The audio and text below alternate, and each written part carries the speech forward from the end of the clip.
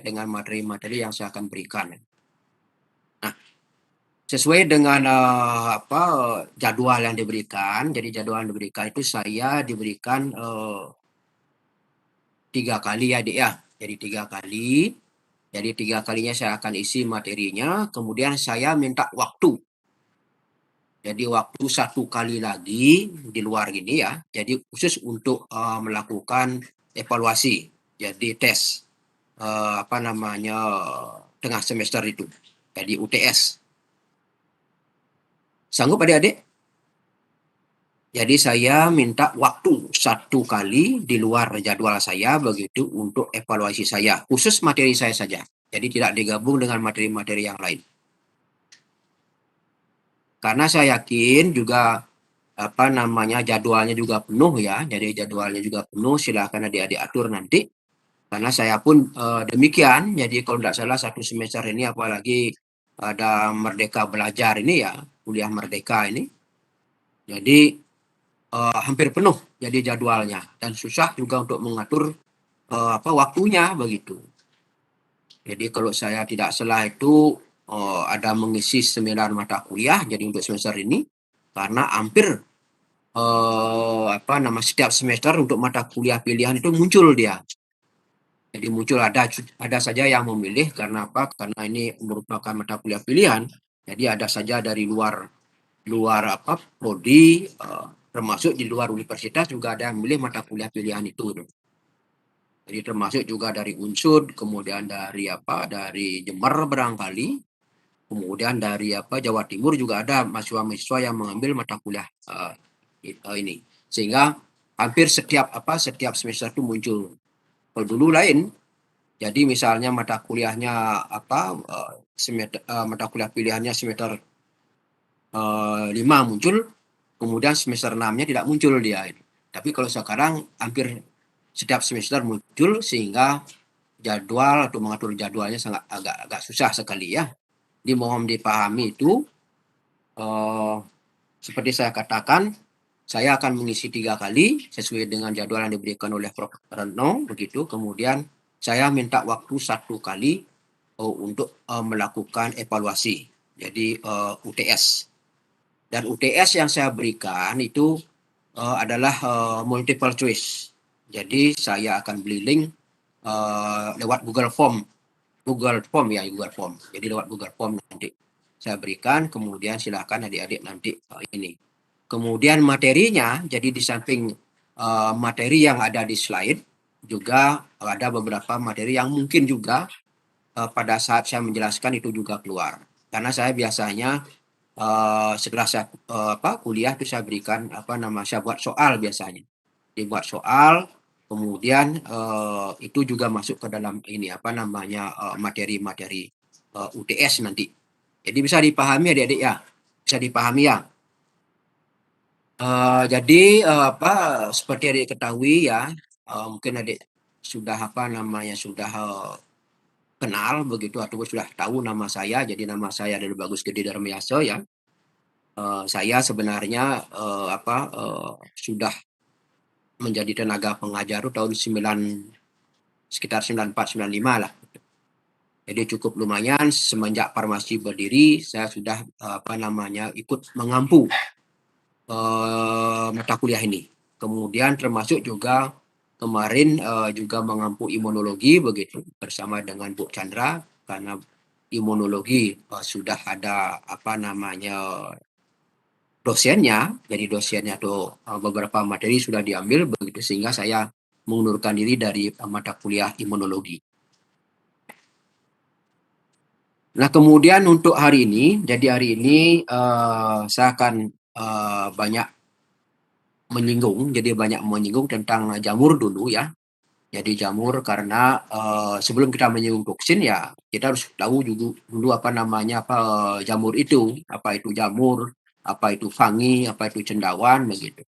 Kemudian paling tidak tahulah kalian adik, karena juga ada beberapa penyakit-penyakit yang disebabkan oleh jamur.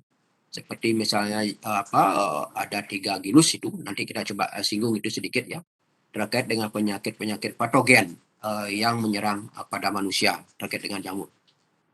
Kemudian untuk bakteri, jadi untuk bakteri barangkali sudah banyak disinggung, bahkan kalau tidak salah dari materi praktikumnya saya lihat sudah banyak disinggung tentang morfologi bakteri begitu. Kemudian yang perlu dipahami adik-adik itu apa itu kelompok fungi atau apa itu kelompok bakteri, kemudian apa itu virus. Ya itu harus dipahami dulu. Jadi mikroba-mikroba itu.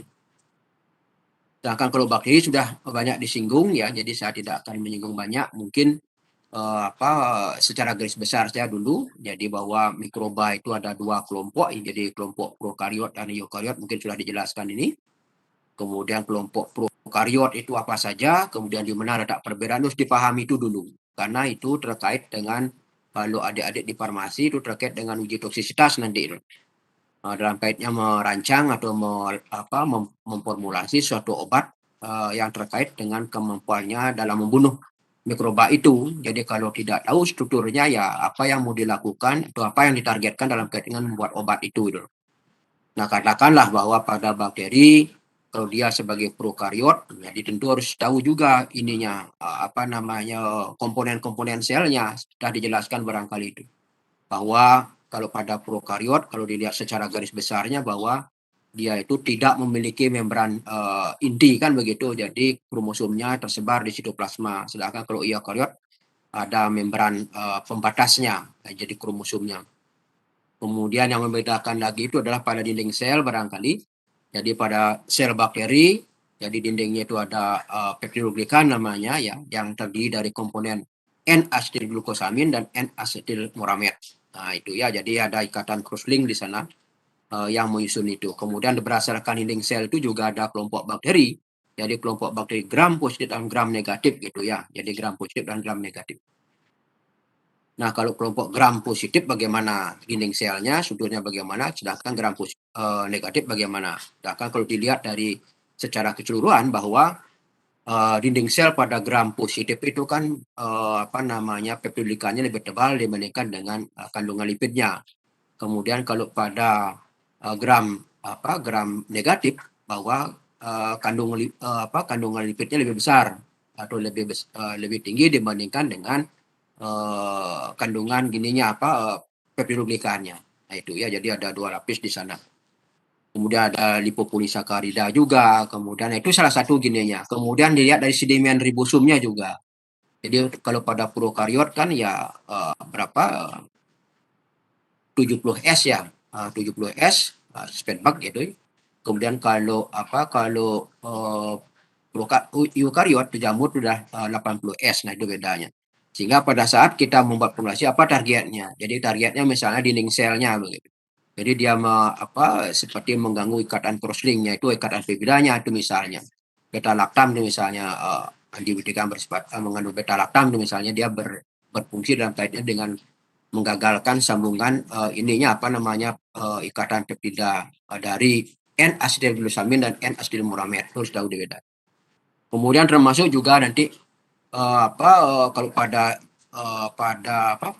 eukariot seperti jamur itu pada membran selnya itu ada satu struktur yang disebut dengan ergosterol nanti. Itu juga merupakan salah satu target dalam kaitan dengan uji toksisitas atau selektif atau uji selektifnya terhadap targetnya itu. Nah, itu merupakan salah satu ininya yang perlu dipahami ya. Jadi perlu dipahami terkait dengan struktur sel mikroba itu. Kemudian pertumbuhan adik juga harus tahu. Jadi pertumbuhan mikroba jadi bisa kita tumbuhkan secara in vitro begitu ya. Jadi dengan menggunakan media-media barangkali, sedangkan untuk media sudah juga diinformasikan pada praktikum barangkali, praktikum secara online ya, jadi secara online. Dan biasanya karena kondisi pandemi begini ya, jadi terpaksa diadakan praktikum online begitu. Kalau dulu kakak kelas kalian tuh ada beberapa materi mungkin ada praktikum lainnya, jadi langsung ke laboratorium begitu. Tapi saya tidak tahu juga kebijakan dari Kajur Farmasi, saya juga tidak tahu, sehingga tidak dilaksanakan untuk semester ini. Yang jelas karena ini merupakan praktikum ya, jadi praktikum itu ada keterampilan dari mikrobiologi ya. Jadi keterampilan bagaimana mengisolasi bakteri, kemudian bagaimana teknik penanaman sampel, kemudian bagaimana menginkubasinya, kemudian bagaimana pewarnaannya nanti. Nah, itu ada skill yang diperlukan dalam kaitan dengan praktikum mikrobiologi. Bagaimana memindahkan isolat begitu ya. Jadi bagaimana isolat dari satu tabung reaksi ke tabung reaksi yang lain, bagaimana caranya. Itu akan keterampilan tangan di sana ini.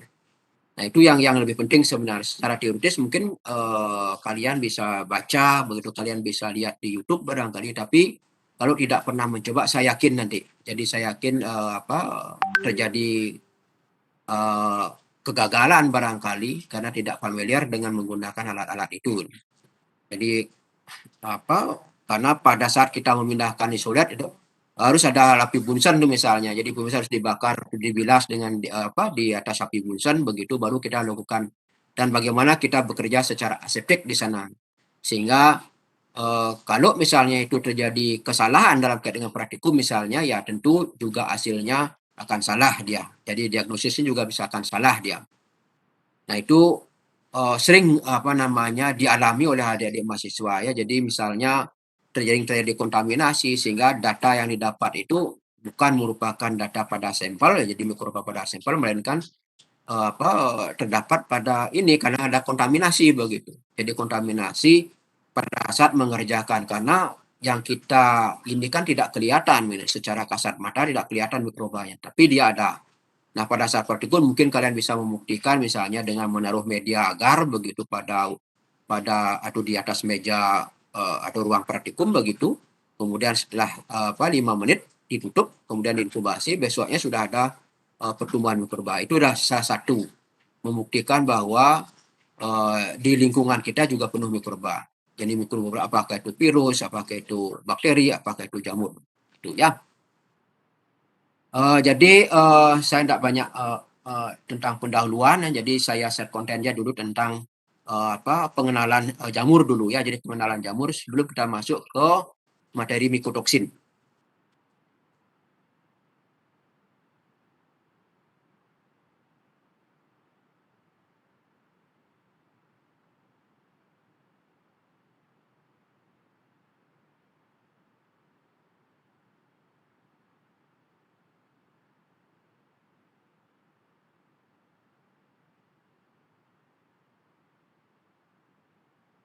Bisa dilihat, Dek. Terlihat, Bapak. Ya, oke.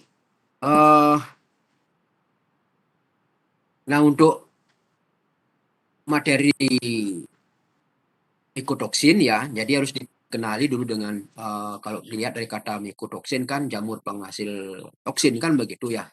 Jadi toksin yang berasal dari jamur kan begitu. Tapi kalau tidak memahami tentang fungi atau bagaimana mekanisme penghasilan toksin, ya nanti agak susah kita melihat bagaimana kemampuan daripada jamur itu. Nah, fungi kadang-kadang banyak istilah ya. Jadi istilahnya ada cendawan, kemudian ada jamur kan begitu.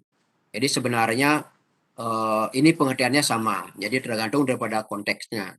Karena kemarin waktu ada seminar yang dilaksanakan oleh Miko Ina, itu penamaannya memang agak susah.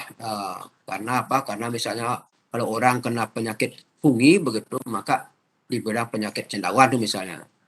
Paling di jamuran, dibilang penyakit jamuran gitu misalnya. Nah, sesuai dengan konteksnya. Jadi fungi itu atau cendawan atau jamur cuma istilah saja ya, jadi istilah saja. Di mana konteksnya, kalau misalnya jamur-jamur tingkat tinggi, misalnya kalau Basidiomycetes ya, mungkin lebih tepat digunakan cendawan tingkat tinggi atau cendawan ya. Jadi sering kalian lihat misalnya ada kayu yang membusuk, kemudian ada ditumbuhi oleh jamur barangkali, nah itu lebih tepat dibilang cendawan misalnya. Kalau misalnya ada jamur yang tumbuh pada tubuh manusia, ya mungkin tidak tepat digunakan cendawan, ya mungkin tepat jamur ya itu misalnya ya. Nah, ini kalau kita kelompokkan dia itu ada bentuk bentuk filamen dan ada juga bentuk sel tunggal. Jadi kalau sel tunggal ya sering kita sebut dengan kamir begitu. Sedangkan kalau berbentuk filamen dia sering disebut dengan papan. Kemudian ada istilah yang lain juga, ada yeast, kemudian ada ragi. Ini sering kalian dengar ini. Jadi yeast misalnya ragi roti atau yeast itu Saccharomyces cerevisiae, jadi sama dengan kamir dia, jadi sel tunggal dia. Sedangkan kalau pada ragi, nah ragi ini kan setelah dianalisis ternyata pada ragi ini seperti ragi tape itu ada beberapa mikroba di sana. Jadi ada beberapa mikroba, ada bakteri, kemudian ada kapang, juga ada kamirnya di sana. Makanya kalau kalian lihat pada proses fermentasi tape begitu, maka yang bekerja pertama itu adalah kapangnya dulu. Jadi dia akan menghasilkan enzim-enzim untuk memecah polisakarida menjadi gula-gula sederhana seperti misalnya glukosa yang baru dimanfaatkan oleh kamir nanti. Jadi dimanfaatkan oleh kamir, kemudian kamir akan menghasilkan etanol begitu. Kemudian kalau dilanjutkan lagi fermentasinya mungkin akan terjadi rasa yang asam. Itu udah bekerjanya bakteri-bakteri penghasil asam misalnya. Nah itu ya, jadi pada ragi itu ada beberapa mikroba yang ada di sana, itu ada kapang, ada kamir, kemudian ada bakteri juga. Nah semua daripada ilmu yang menyangkut tentang mempelajari tentang candawaan ini dengan mikologi. Nah jadi mikologi ya. Kemudian bagaimana peran fungi terhadap kita terhadap manusia misalnya. Jadi ada yang menguntungkan, jadi ada juga yang merugikan. Ya, jadi ada yang merugikan, kemudian ada yang menguntungkan. Nah, menguntungkan misalnya banyak digunakan dalam kaitan fermentasi begitu. Jadi baik alkoholik dan non alkoholik. Jadi bisa menghasilkan alkohol, juga bisa menghasilkan alkohol misalnya dalam hal dengan pembuatan tempe, pembuatan kecap, kemudian banyak produk-produk tradisional yang mungkin menggunakan pemanfaatan jamur ataupun kamir ini. Nah ini untuk yang menguntungkan ini memang tidak kita ginikan ya, lebih banyak seperti misalnya Saccharomyces kan ya. Saccharomyces kan dia bisa dalam kaitannya dengan proses kehidupannya dia bisa bersifat anaerobik dan juga bisa bersifat aerofilik. Jadi artinya bisa dia memanfaatkan oksigen untuk pertumbuhannya. Nah, kemudian juga bisa dia dalam kondisi anaerobik. Nah, itu dua sifat yang dimiliki. Nah, kalau misalnya kita ingin mendapatkan produk fermentasi, nah tentu kalau kita menggunakan Saccharomyces sebagai starternya, ya tentu harus kita tahu kondisi bagaimana yang harus kita siapkan begitu. Nah, itu misalnya kalau kita alkoholik ya tentu kondisi-kondisi yang anaerob yang kita ginikan. Kondisikan karena pada saat proses glikolisis itu menghasilkan asam piruvat, dan asam piruvat itu akan digunakan sebagai sumber untuk menghasilkan atau setelah dipecah menghasilkan etanol ataupun asam-asam nanti begitu. Sedangkan kalau misalnya secara aerobik ya jadi ada udaranya sedikit, nah itu biasanya dalam kaitannya bagaimana kita memperbanyak massa sel daripada Saccharomyces cerevisiae. Karena apa? Pada kondisi-kondisi aerobik di mana banyak energi dihasilkan berupa ATP begitu. Nah, ATP ini digunakan dalam kaitan pembelahan sel atau pembentukan sel-sel baru begitu. Nah, itu harus dipahami betul dalam kaitan menggunakan Saccharomyces cerevisiae. Nah, mungkin juga ditanya, misalnya kalau bakteri-bakteri obligat bagaimana? Ada yang bisa menjawab? Kenapa dia bakteri-bakteri obligat itu anaerob obligat itu tidak bisa ditumbuhkan pada suasana yang aerobik. Jadi tidak bisa ditumbuhkan. Ada yang bisa menjawab?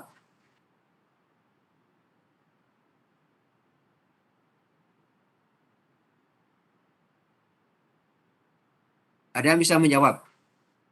Atau saya tunjuk ya?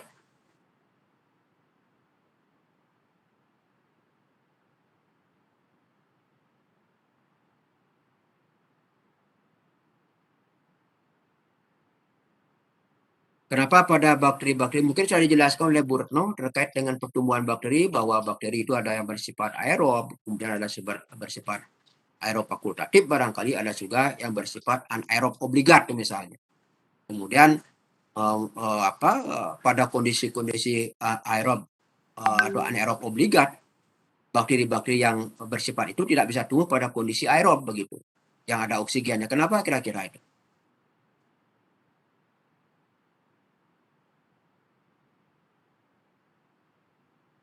Ada yang bisa menjawab?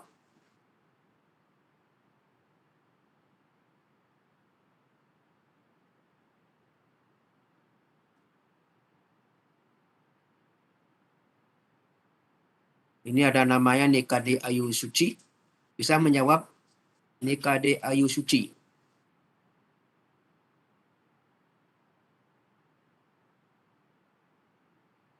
Halo? Nikade Ayu Suci bisa menjawab kenapa bakteri-bakteri yang bersifat anaerob obligat tidak bisa tumbuhkan pada suasana aerob.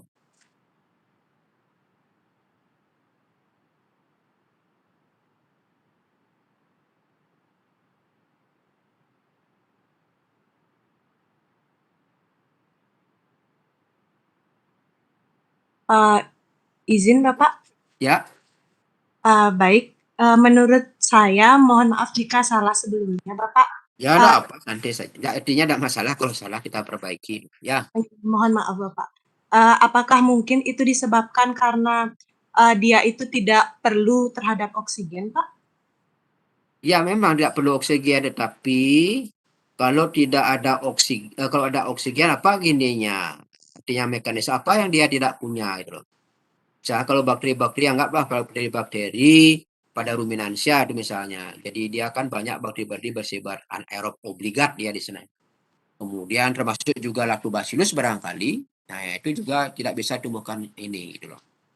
Jadi memang dia tidak perlu oksigen dia, tapi kalau di lingkungan oksigen ada, dia mati, dia itu tidak bisa tumbuh secara mekanisme. Nah, nanti mungkin banyak karena ini juga harus dasar-dasar sekali ya, jadi saya tidak tahu ada perubahan materi ini di farmasi, jadi sudah mengarah ke penyakit sama dengan gangrena itu misalnya tuh. Kalau itu kan biasanya kalau luka gangrena itu disebabkan oleh Clostridium ya, Clostridium gangrena ya. Clostridium jadi dia bersifat anaerob obligat ya, sehingga dia melakukan fermentasi pada luka kita begitu, yang menyebabkan gangrena, menyebabkan melepuk dia, artinya menggelembung jaringan gini gitu. Karena kondisinya di sana kondisi anaerob dia. Nah, itu misalnya. Jadi itu kalau di mikrobiologi ya harus di dasar-dasar dulu. Jadi bagaimana metabolismenya, kemudian bagaimana genetiknya. Apalagi nanti di farmasi itu pelajaran tentang bagaimana mengembangkan antibiotika itu misalnya dengan menggunakan plasmid itu misalnya. Bagaimana memproduksi metabolit sekunder terkait dengan fermentasi itu misalnya. Nah, itu harus dasar-dasarnya, harus bagaimana harus kita tahu ininya pertumbuhan mikrobanya pada saat kapan kita harus memanen atau pada saat kapan dia mikroba ini menghasilkan metabolit sekunder terkait dengan pembentukan antibiotika itu misalnya. Jadi harus dasar-dasarnya. Jadi pertumbuhan mikroba harus dipahami, itu ada fase adaptasinya, kemudian eksponensial, kemudian stasioner, kemudian fase kematian, kan begitu. Kemudian termasuk di mana dia menghasilkan metabolisme, apakah dia ada induser dan kaitan dengan pembentukan, biasanya sih ada kondisi yang stres itu misalnya. Itu pada saat stres misalnya pada medium itu pada saat bagaimana. Jadi pada saat mungkin nutrisinya sudah mulai berkurang sehingga dia mulai membentuk metabolit sekunder itu misalnya. Jadi pada fase eksponensial akhir biasanya seperti itu. Nah, itu harus dipahami. Mungkin sudah diberikan oleh Bruno terkait dengan pertumbuhan mikroba ya. Termasuk juga metabolisme metabolisme mikroba. Nah, sebenarnya itu diberikan mestinya kalau dulu ada angkat-angkatan kakak kelas sekalian itu dulu.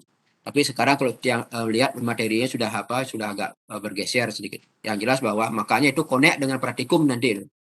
Bagaimana dia menumbuhkan bakteri, kemudian bagaimana melakukan pewarnaan, bagaimana uji sensitivitas bakteri terhadap antibiotika itu misalnya. Jadi harus tahu juga gininya kenapa dia terhambat begitu. Jadi bagaimana misalnya dipaparkan antibiotika menyebabkan resistensi itu misalnya.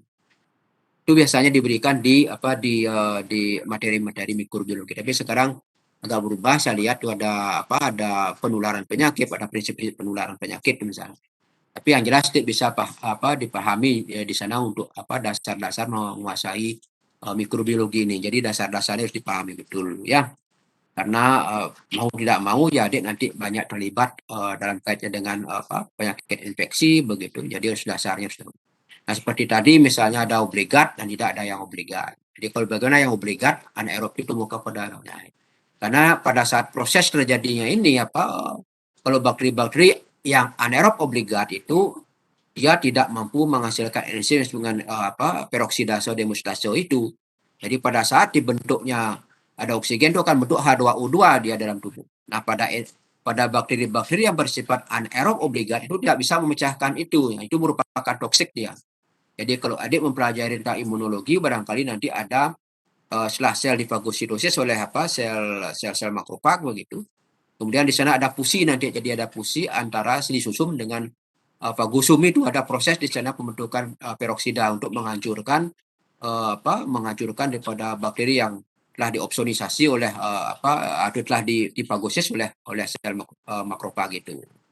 Nah, itu harus dipahami ya. Jadi dipahami kenapa bakteri-bakteri yang bersifat anaerob obligat itu tidak bisa tumbuh pada kondisi yang aerob karena dia tidak mampu menghasilkan enzim peroksidase demustase namanya yang mampu memecah H2O2 di mana H2O2 adalah toksik bagi sel. Jadi kalau itu terbentuk maka sel itu akan mengalami kematian ya. Itu ya. Jadi itu dasar-dasar yang harus dipahami ya. Kemudian ini jadi kalau mengenai jamur ya jadi ada yang merugikan. Jadi jelas menimbulkan penyakit ini ya. Jadi penyakit ada disebutkan epidermophyton, ada disebutkan microsporum, itu ada beberapa ada beberapa genus yang menyebabkan penyakit pada manusia. Nanti coba kita singgung. Nah ini kalau habitat jadi ada yang disebutkan wild yeast ya, kemudian ada juga yang industrial yeast. Kalau wild yeast ini yang hidupnya liar begitu ya, jadi bisa di tanah, kemudian di air, di udara, tanaman, hewan, kemudian pada manusia barangkali. Nah ini kalau pada hewan ya bisa dilihat di ruminansia itu juga bisa lihat. Kemudian di ini juga bisa dilihat di salipa juga biasanya. Saya pernah mencoba mengisolasi Saccharomyces pada salipa sapi itu misalnya. Kemudian pada manusia juga banyak juga. Kalau misalnya kita ingin mengisolasi yang mungkin jadi dari tanaman juga bisa, dari udara juga bisa, apalagi dari buah misalnya, apalagi sekarang musim buah ya deh ya.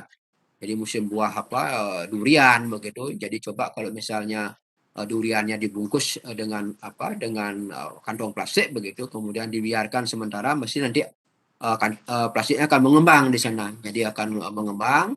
Nah itu menunjukkan bahwa di sana sudah ada aktivitas Saccharomyces semua. Ya, jadi Saccharomyces makanya kalau misalnya dilakukan fermentasi barangkali ya mungkin ada bau-bau alkoholnya nanti termasuk di buah wani itu gampang sekali mengisolasi Saccharomyces cerevisiae. Dan peran daripada Saccharomyces sangat banyak ya di samping untuk fermentasi begitu. Sebagai starter bisa juga digunakan dalam kaitan dengan sebagai SCP dia, single cell protein. Jadi kalau adik mempelajari tentang bioteknologi kita bisa memperbanyak massa sel dari Saccharomyces ini sebagai sumber N nanti. Makanya kalau kalau di mikro itu ada yeast extract namanya. Jadi kalau kita memformulasi suatu media kadang-kadang diperlukan adanya yeast extract itu. Jadi sebagai sumber N. Jadi cukup mahal itu ya. Nah, makanya dalam kaitan dengan industri begitu bagaimana kita memperbanyak massa sel dan bagaimana kita mendapatkan hasil akhir dari proses fermentasi itu. Nah, harus kondisinya kita tahu ya. Jadi apakah dia kondisi aerob atau anaerob. Dan perlu dipahami bahwa pada kondisi aerob itu setelah glikolisis menghasilkan asam piruvat itu kan masuk ke sistem siklus Krebs. Kemudian siklus Krebs itu akan dihasilkan beberapa ATP juga di sana, termasuk juga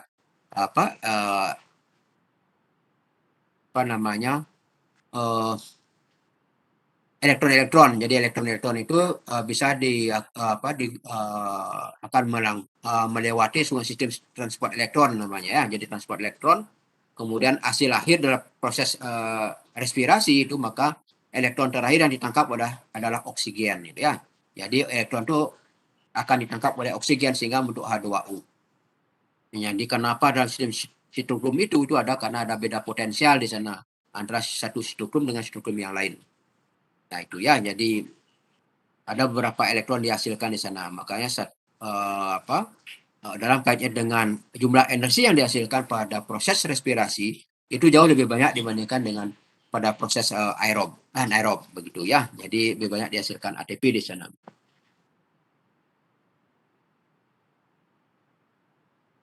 Kemudian sifat-sifat kamir ya, jadi ukurannya 1 sampai 50 mikron tuh lebih besar dibandingkan dengan bakteri dia ya. Jadi kalau bakteri sekitar 0,5 mikron ya. Kemudian dinding selnya kalau dilihat itu kitin dia kondisinya yang tersusun oleh kalau tidak salah beta 13 glukan ya, kemudian beta 16 glukan gitu ya. Dinding sel. Kemudian sitoplasma, kemudian vakuola juga. Jadi vakuolanya kadang-kadang mengatur berat jenis daripada atau kondisi mengapung tidak mengapung daripada Saccharomyces cerevisiae ini. Kemudian yang lebih penting lagi bahwa dia tidak memiliki alat gerak. Jadi alat gerak kalau pada bakteri mungkin disebut dengan flagella, barangkali sudah disinggung oleh Bu Retno sebagai alat geraknya. Kemudian di sana ada villi juga pada bakteri. Kalau villi itu apa beda villi dengan flagella? Masih ada yang tahu deh? Sudah dijelaskan oleh Bu Retno ya?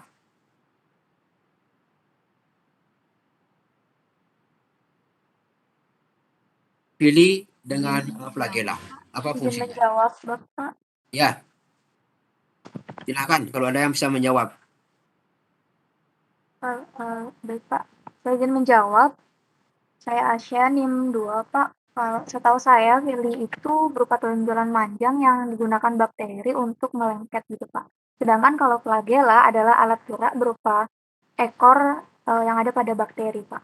Ya, Jika salah, Pak. Mohon ya, betul. penjelasan. Jadi kalau villi itu memang sebenarnya lebih kecil daripada flagella ya. Jadi flagella itu adalah bisa dia peritrik, kemudian ada juga lupotrik, kemudian ada ampitrik juga ya, dari posisi daripada flagella itu sebagai alat gerak dia. Sedangkan kalau villi dia bisa berfungsi untuk melekat pada substrat, begitu juga bisa dalam kaitan dengan fertilisasi misalnya. Jadi ada disebutkan filosek, jadi dia bisa mentransfer genetik dari satu bakteri itu ya. Itu yang ini apa namanya perbedaan trafili dengan virus. Coba saya singgung aja itu ya, nanti biar untuk mengingatkan kalian. Untuk materinya Burno sudah UTS ya? Halo, Belum, Bapak. Belum, belum? Pak. Oh, belum, saya kira sudah. Jadi saya materinya nanti saya khusus sendiri aja ya. Karena lewat Google Form ya, nanti Google Form. Kemudian untuk identifikasi ada bentuk bulat, bisa dilihat bentuk-bentuk daripada sel kamir ini. Nah ini yang lebih penting adalah spesies yang sama memiliki bentuk yang berbeda. Karena apa? Karena mungkin kondisi media, kandungan nutrisinya juga bisa berpengaruh. Biasanya kalau kondisinya sudah mulai menipis, kondisi nutrisinya barangkali dia lebih kurus-kurus dia dibandingkan dengan. Makanya spesies sama memiliki bentuk, atau bisa juga spesies sama memiliki bentuk yang berbeda seperti saya katakan tadi, karena kondisi lingkungan berpengaruh ya. Nah ini kalau dilihat sel kamir ya, ini ada parent sel, kemudian ada bandingnya ini sungai tunas ya. Jadi kadang-kadang juga dilepaskan ini tunasnya. Maka sisa dari tunas yang lepas ini pada sel induknya itu disebutkan bud scar namanya. Jadi bud scar, jadi sisa-sisa daripada sel anak yang melepas. Nah itu disebutkan bud scar. Jadi kalau misalnya pada Candida albicans biasanya dia ada pseudomycelia dia. Jadi kadang-kadang tunasnya itu masih tetap menempel dia di sel induk begitu sehingga kelihatan seperti mycelia dia. Nah, itu biasanya disebut pseudomycelia pada Candida albicans.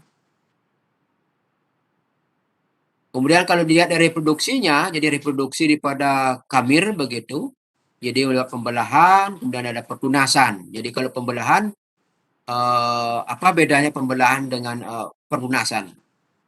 Sudah diberikan oleh Bu Retno tentang pembelahan? Sudah ya.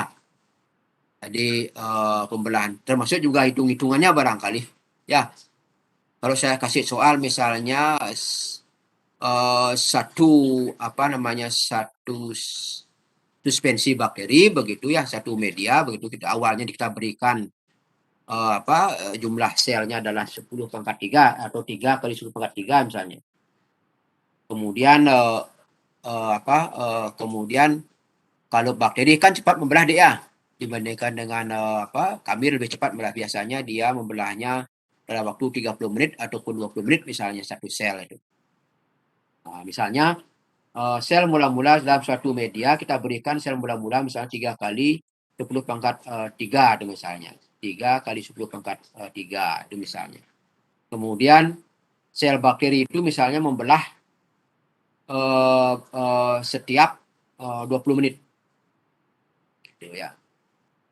Kemudian pertanyaan saya, berapa sel setelah atau masa inkubasi 1 jam?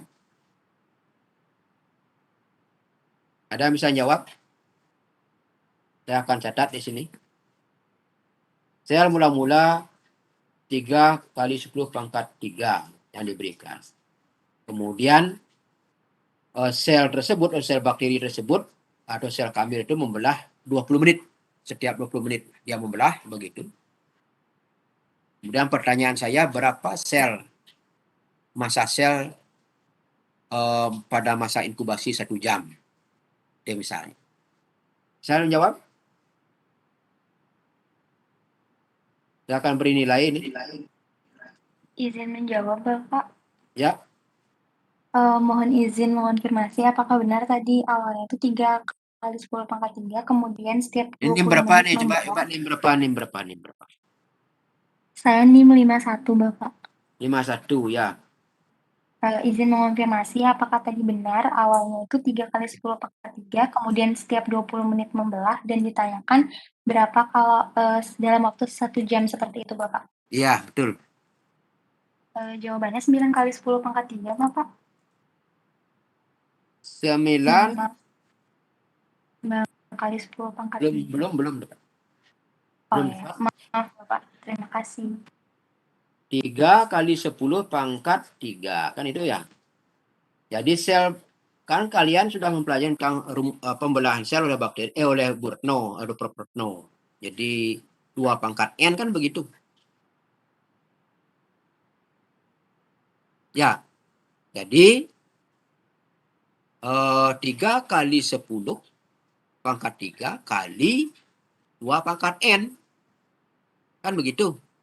N itu berapa? N itu karena dalam 1 jam berarti kan dia membelahnya 3 kali ya, jadi 3 kali. 20 menit kan 3 kali. Berarti 3 kali 10⁻³ kali 2⁻3. Itu hasilnya. Benar tak? 3 kali Betul, Bapak. 10⁻³ kali 2⁻n. Jadi karena dia membelah 3 kali, berarti 2⁻n. N-nya kan 3 kali dia setiap 20 jam. Tiap 20 menit. Jadi selama 1 jam berarti kan 3 kali dia membelah. Benar enggak? Betul, Ya. Pak. Betul, Ya, Bapak. itu ya. Jadi dipahami itu terkait dengan pembelahan sel. Jadi bisa saja ini apa yang saya berikan ini bisa keluar nanti itu loh. Terkait dengan pembelahan massa sel ini. Karena ini juga menyangkut pembelahan. Jadi saya bisa modif jadi soalnya itu loh. Ya. Jadi pahami. Jadi sel mula-mula 3 kali 10⁻³.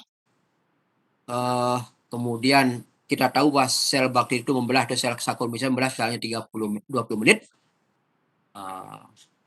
Kemudian berapa sel massa sel pada waktu 1 jam gitu. Berapa sel pada waktu 2 jam, berapa sel pada 3 jam itu misalkan bisa dihitung itu berdasarkan rumus itu. Yang penting waktu pembelahan sel itu kita tahu. Ya, jadi apakah 20 menit, apakah 30 menit, apakah 40 menit begitu. Termasuk juga mungkin disinggung di luarnya tentang bentuk-bentuk sel kamir sel-sel bakteri itu ada yang mungkin sudah dijelaskan sel ada bentuk kokus, kemudian ada bentuk ini nomor berapa? Nomor 51 ya tadi ya, 51. Yang penting menjawab gitu ya. Salah tidak masalah, saya akan beli poin juga. Ya, salah tidak masalah ya. Yang penting masih apa namanya masih saya lihat aktif di ini apa di room ini begitu. Jangan sampai nanti ditinggal begitu. Karena saya juga ngontrol yang banyak mahasiswanya 90 begitu. Makanya saya mungkin panggil begitu kalau misalnya nyaut dalam sekian lah mungkin saya apa kurangi poinnya gitu. Ya.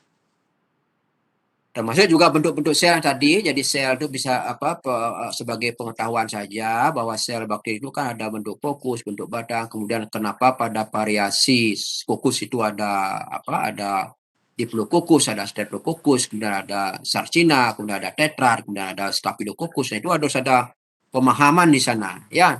Jadi pemahaman kalau misalnya kalau pembelahan sel itu awalnya kan satu begitu ya, jadi membelah sel satu bidang misalnya dalam satu bidang bidang mendatar itu misalnya, dia akan membentuk diplococcus ataupun streptococcus begitu. Tapi kalau dia membelah dua bidang ke mendatar kemudian ke atas, biasanya dia membentuk apa? Empat-empat biasanya. Jadi empat-empat. Tapi kalau dia membelah tiga bidang begitu, dia akan membentuk tetrad bentuk sarcina dia, bentuk kubus dia itu. Ya, bentuk kubus dia itu. Nah, bagaimana dengan pembelahan yang bentuk staphylococcus? Kalau staphylococcus lah bentuknya pembelahannya sembarangan dia, tidak beraturan sehingga dia bentuk seperti buah anggur. Nah, itu harus dasar-dasar atau konsep-konsep itu harus dipahami ya, dipahami terkait dengan apa bentuk-bentuk sel bakteri itu. Nah, kembali ke pembelahan. Jadi pembelahan dan pertunasan. Jadi kalau pembelahan itu mula-mula sel itu membesar dia.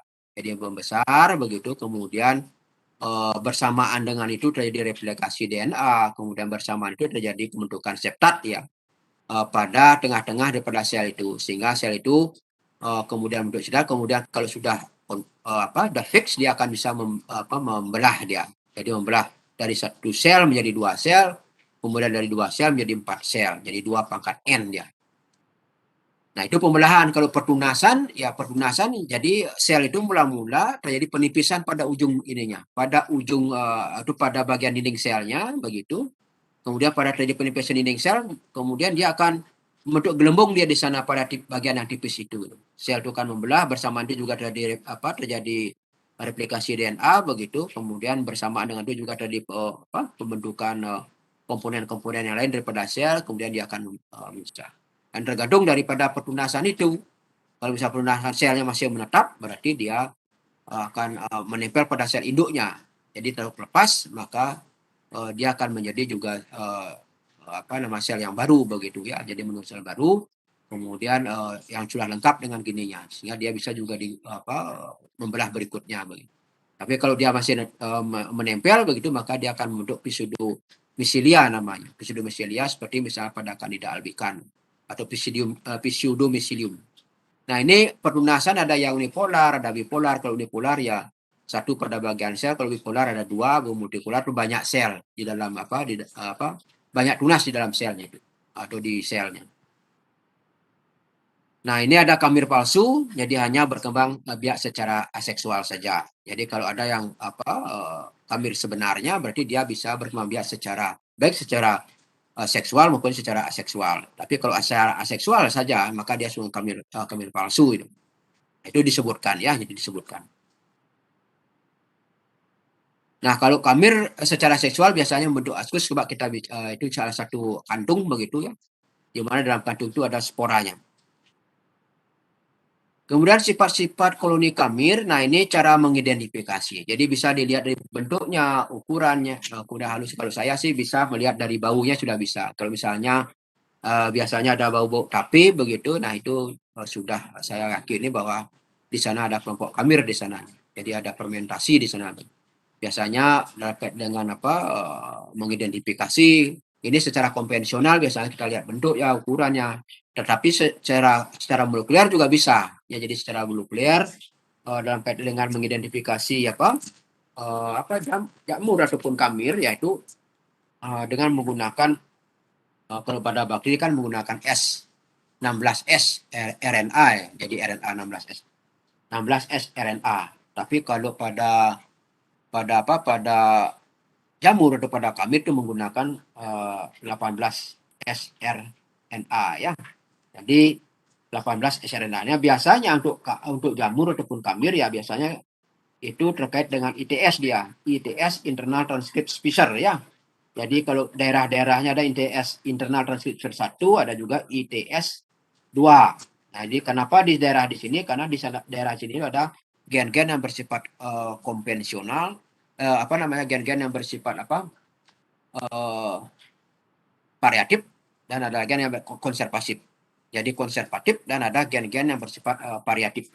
Konservatif, gen-gen yang dipertahankan. Kalau variatif, nah tergantung daripada lingkungan. Itu berubah gininya, variasi itu urutan DNA-nya. Nah, itu biasanya untuk kamir ataupun kapang itu menggunakan daerah ITS namanya, Internal Transcript Species 1 dan Internal Transcript Species 2. Di mana ITS ini biasanya terletak pada 18 RNA atau DNA dengan 5.8 sRDNA. Itu disebutkan antara 18 sRNA dengan 5.8 sRNA itu disebut ITS 1 ya. Kemudian daerah daerah 5.8 sRNA dengan 28 sRNA ini disebut ITS 2 dia. Nah itu ya, jadi pada daerah-daerah gen ITS 1 dan ITS 2 ini merupakan daerah-daerah yang gen-gen yang konservatif dan ada juga gen-gen yang variatif di sana. Nah itu secara molekuler untuk mengidentifikasi molekul atau identifikasi jamur atau kamir ya. Jadi DNA-nya bisa dilihat, jadi sekuens DNA-nya. Sedangkan kalau yang saya jelaskan ini adalah mengidentifikasi secara konvensional dengan melihat bentuknya, jadi bentuk koloninya, ukurannya, kemudian berat mungkin tidak begitu kita lakukan, dan kehalusannya barangkali teksturnya dan sebagainya. Ya, termasuk juga warna. Ini adalah salah satu cara mengidentifikasi jamur-jamur ataupun kamir yang bersifat mikroskopis. Ya, jadi salah satu. Nah, ini untuk menumbuhkan secara kalau kita sudah memurnikan ya kita tumbuhkan pada media miring begitu. Kemudian kita bisa simpan di kulkas, yaitu paling tidak lamanya bisa bertahan 3 minggu sampai 4 minggu lah. Tapi kalau ingin menyimpan lebih lama ya bisa kandidat jamur ini kita simpan di gliserol 20%. Pada freezer kita simpan ya, jadi freezer sehingga bisa disimpan bertahan sampai 1-2 tahun lah. Terkait dengan bagaimana kita menyimpan isolat-isolat yang kita dapatkan ini. Kemudian kalau sifat fisiologis kamir ya ini ya dapat hidup pada AWI yang rendah, jadi 0,62 sampai 0,65, normalnya pada AWI 0,8. Jadi ini salah satu bagaimana kita misalnya kalau ada kamir-kamir yang menyebabkan kerusakan makanan atau menyebabkan penyakit barangkali ya salah satu kita bisa tentukan tentang konsentrasi ataupun kadar air daripada substratnya. Kemudian temperatur juga, jadi ada yang maksimum, kemudian optimum dan ada minimum, sama kayak bakteri juga ya. Jadi kalau dilihat ada yang termofilik, kemudian ada yang mesofilik, kemudian ada yang psikofilik itu misalnya. Itu bisa kita lihat. Makanya harus tahu kita gini yang sifat-sifat hidupnya pada temperatur berapa dia optimum hidupnya. Jangan sampai nanti dia hidupnya pada kondisi yang anggaplah misalnya 27 itu misalnya, kalian inkubasi pada kondisi 10 itu misalnya 10 derajat itu misalnya, makanya kita tidak akan mendapatkan pertumbuhan maksimum daripada bakteri yang kita inkubasi itu. Kemudian untuk kebutuhan oksigen ya ada yang bersifat aerofakultatif, jadi sudah saya singgung. Kemudian ada yang membutuhkan oksigen ya. Kemudian juga derajat keasaman. Jadi derajat keasaman pH. Nah ini juga menentukan dalam kaitan dengan pertumbuhan mikroba. Kenapa derajat keasaman? Ya tentu terkait dengan aktivitas enzim. Kalau kalian pelajari metabolisme mikroba ya, jadi bahwa aktivitas enzim itu di samping dipengaruhi oleh substrat, suhu, kemudian juga dipengaruhi oleh derajat keasaman. Jadi aktivitas enzim. Kemudian kebutuhan nutrisi ya ini ada gula-gula, sungai-sungai nitrogen, kemudian amonia juga diperlukan, kemudian udah anorganik ya, jadi urea. Itu juga bisa di. Nah, khamir dapat menghasilkan enzim proteolitik dan lipolitik. Nah, yang tentunya dalam kaitannya dengan kemampuan dia untuk mendapatkan N ini. Jadi kalau dia dalam kaitannya dengan pertumbuhannya, jadi juga membutuhkan unsur N ya. Sehingga kalau misalnya dalam media itu ada proteinnya, berarti dia memiliki kemampuan untuk memecah protein itu. Termasuk juga lipolitik, jadi lemaknya. Kemudian kebutuhan lain seperti sulfur, belerang diambil dari sulfat dan bisa juga diambil dari sistin dan metionin. Nah, itu ya, jadi asam amino ini yang mengandung gugus S dia. Jadi gugus S ya. Jadi kalau saya tanya misalnya kenapa misalnya daging yang daging begitu, daging segar kemudian kita simpan di suhu kamar dalam waktu 3 hari, barangkali sudah ada bau menyengat dibandingkan dengan kalian menyimpan karbohidrat begitu, tidak ada bau menyengat. Apa sebabnya kira-kira? Ada yang tahu?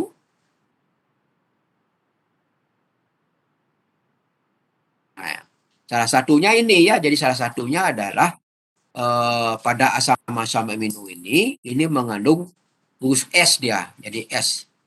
Sehingga pada saat dia dipecah begitu akan menghasilkan H2S yang baunya sangat sangat menyengat. Nah, itu ya. Jadi sehingga pada saat kita menyimpan daging pada kondisi tertentu biasanya dalam waktu singkat sudah baunya menyengat. Nah, ini sebabkan adanya salah satu pada asam amino. Jadi protein itu kan disusun oleh asam amino ya. Nah, dalam asam amino itu ada gugus S yang dilepaskan sehingga ditangkap membentuk berikat dengan H, berarti H2S, dan sehingga menimbulkan bau yang tidak bagus begitu ya. Nah, ini untuk klasifikasi. Saya bilang tadi bahwa klasifikasi bisa dilakukan secara konvensional, melihat morfologinya, kemudian melihat morfologi koloninya, kemudian melihat morfologi selnya. Kemudian bisa dilihat kalau dilihat dari morfologi koloninya ya tentu warnanya, elevasinya, kemudian pinggirannya bagaimana. Kemudian kalau lihat dilihat dari kondisi mikroskopiknya, mungkin dilihat bentuk selnya, bagaimana tunasnya. Nah, itu bisa dilihat. Nah, yang jelas bahwa untuk jamur atau bukan jamur, untuk yeast ini dia termasuk dalam Eumycocetes ya, jadi Eumycocetes.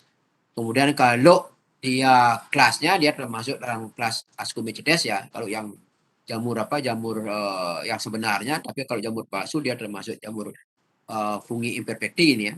Kemudian kalau ini kelasnya Ascomycetes, dia memiliki askus dia, jadi askus spora. Jadi ada suatu kantung begitu tempat daripada sporanya yang disebut dengan askus, makanya sungai Ascomycetes untuk yang jamur-jamur pengembang secara seksual. Saya kira itu jamur itu dulu untuk khamir itu dulu. Kalau ada yang ditanyakan silahkan. Sampai jam berapa adik gini ya?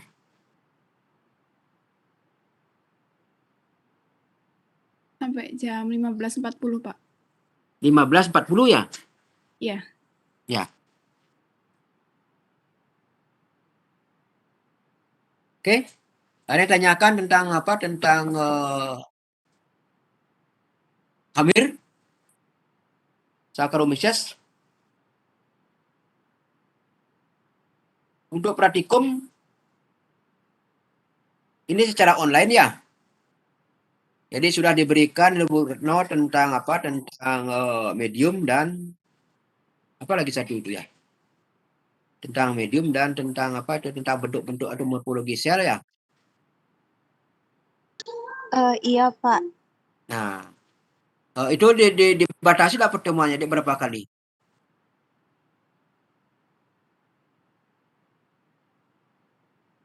Di jadwal berapa kali ya? Kalau saya berapa kali pertemuan biar bisa saya tentukan materinya nanti. Jadi materinya sih tidak banyak. Paling tentang pewarnaan, kemudian tentang tentang pengukuran bakteri indikator, misalnya tentang E. coli, ya, coliform dan E. coli begitu. Mungkin BOC juga tentang bagaimana menentukan daya hambat misalnya, atau faktor-faktor lingkungan yang mempengaruhi pertumbuhan bakteri itu misalnya. Coba saya koordinasikan dulu ya, jadi berapa kali saya kalau misalnya 1 kali ya mungkin atau 2 kali saya include-kan jadi 1 saja. Misalnya karena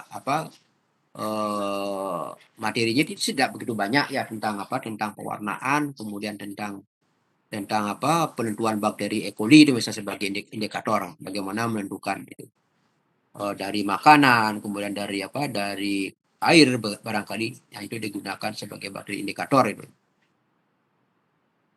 Ya.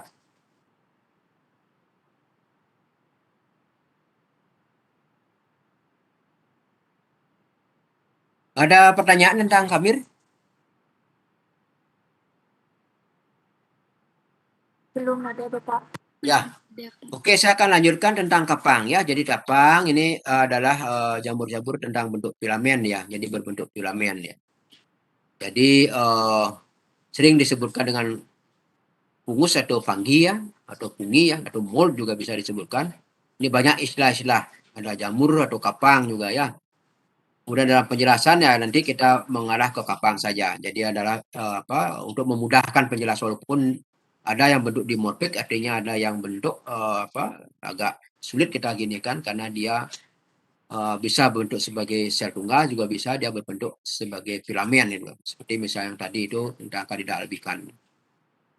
Nah ini untuk Candida albicans ya, ini kan banyak juga walaupun dia sebagai flora normal begitu kan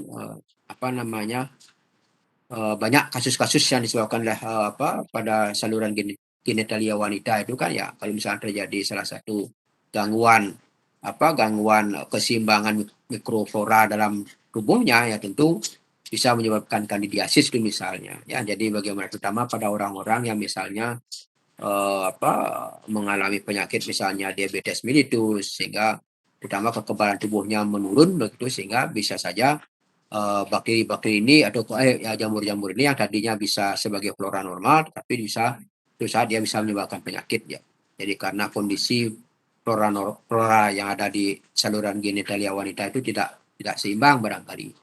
Nah ini pada penelitian-penelitian yang pernah dilakukan terkait dengan kandidiasis ini ya, ini sangat bagus ya, jadi sangat bagus. Misalnya mencari mikroba yang memiliki kemampuan dalam kaitan mengendalikan Candida ini. Misalnya bisa menggunakan lactobacillus, saya yakin di saluran genitalia wanita itu juga ada lactobacillusnya. Jadi lactobacillus yang nanti mengontrol bagaimana perkembangan daripada Candida albicans ini. Nah, ikan ini perlu dicari juga Candida albicans lactobacillus ini. Jadi lactobacillus kalau di makanan kan sering digunakan sebagai probiotik di lactobacillus, termasuk juga olahan susu juga. Jadi karena ada orang-orang yang tidak toleran dengan susu ya, jadi dilakukanlah bisa memanfaatkan susu itu dalam bentuk olahannya, misalnya apakah keju, yogurt dan sebagainya. Jadi ada yang toleran, ada juga yang tidak toleran. Jadi yang tidak toleran misalnya, artinya kalau sedikit mengkonsumsi susu barangkali ya menimbulkan efek dia, misalnya apakah diare, apakah itu mungkin ada gatal-gatal barangkali, nah itu. Sehingga perlu dilakukan olahan susu dengan menggunakan lactobacillus misalnya, salah satunya adalah Lactobacillus bulgaricus misalnya. Tapi kalau probiotik itu sudah banyak dilakukan, jadi sudah banyak dikembangkan. Cuma dalam kaitan mendapatkan kandidat lactobacillus sebagai probiotik, nah ini kan dilakukan penelitian ya, jadi dilakukan penelitian dari tahap isolasi, eksplorasi begitu, kemudian lakukan tahap screening dia misalnya.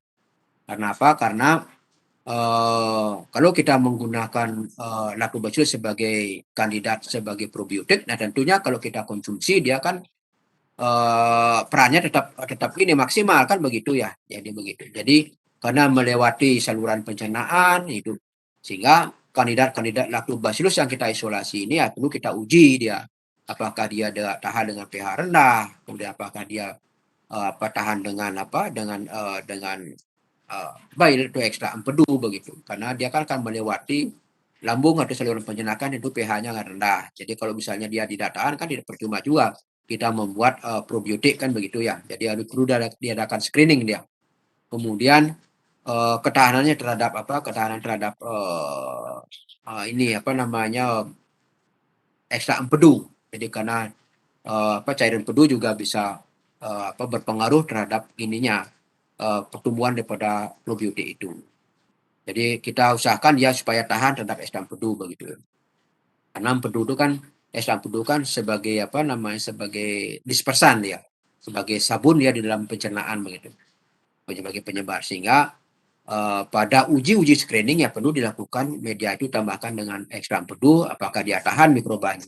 Tapi kalau tidak tahan berarti tidak bisa kita gunakan sebagai kandidat probiotik. Tapi kalau dia bisa tahan begitu, nah ini bisa kita. Termasuk juga efek-efek yang lain barangkali apakah dia bisa memiliki kemampuan melekat di dinding usus begitu. Kemudian apakah dia memiliki kemampuan untuk menghasilkan misalnya giokolat misalnya, ya salah satu juga sebagai menyebabkan kanker pada ini mungkin pada saluran pencernaan barangkali. Nah itu juga bisa dilihat efektivitasnya ya. Jadi kalau kita mencari mengeksplorasi probiotik atau kandidat lactobacillus sebagai probiotik. Nah, apalagi kemarin sudah ada penelitian yang terkait dengan manfaat lactobacillus ya. Ada mahasiswa S2 begitu yang meneliti tentang kemampuan lactobacillus dalam menghambat kandidat albikan ATCC. Jadi ATCC misalnya American People Population Culture ya, itu yang digunakan sebagai standar dalam pengujian kandidat probiotik atau mencari daya hambat. Oke, saya lanjutkan. Ini tentang kapang sudah ya, jadi istilahnya. Kemudian untuk lebih memudahkan saya beri istilah dengan kapang saja. Jadi untuk filament. Jadi kalau pengertian ya, jadi pengertian dan morfologi ini merupakan kelompok organisme heteropik ya. Jadi dia bisa hidup pada atau saprofit ya, jadi pada media-media yang sudah jadi.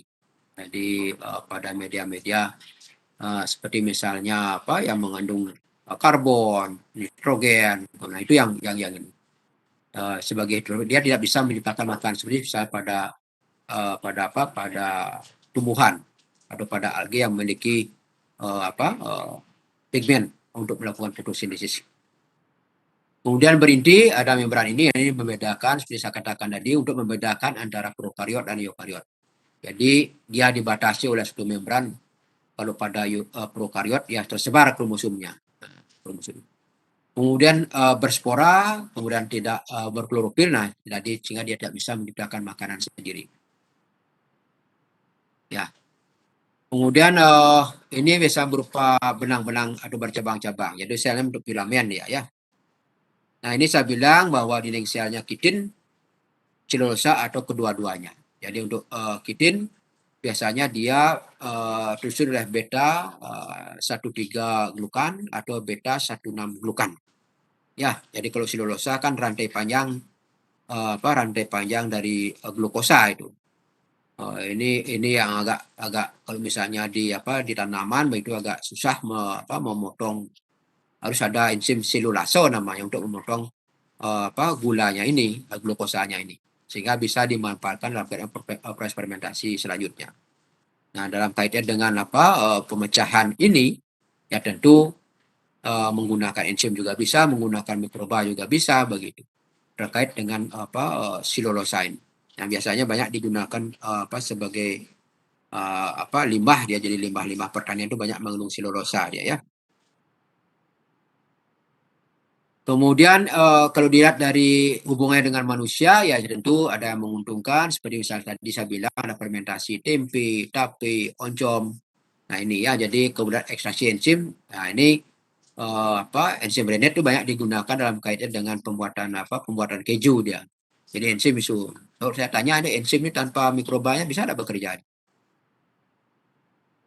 Enzim tanpa mikrobanya bisa tidak bekerja? Ada yang bisa jawab? Ini ada Armida Asia Farhani. Kalau enzim tanpa mikrobanya bisa dia bekerja. Enzim saja itu misalnya.